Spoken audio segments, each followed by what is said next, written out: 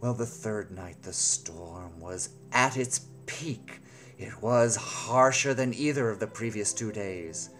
The wind was so strong that it blew fragments of snow and ice hard through the forest, stripping the trees of branches and bark.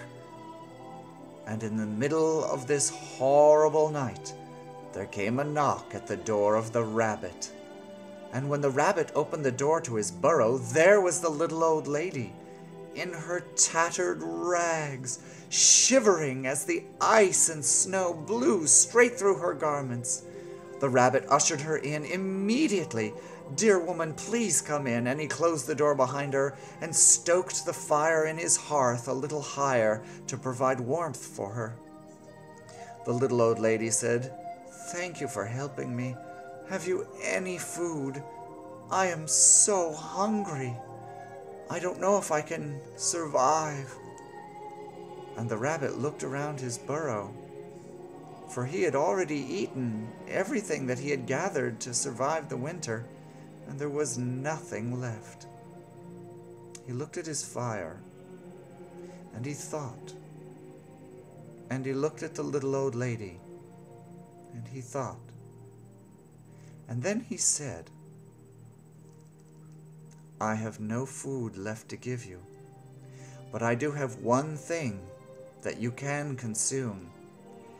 It was given to me, and it's been the greatest gift I've ever received. But your need is so great right now that I will give you this one thing I have left." And with that, he leapt into the fire.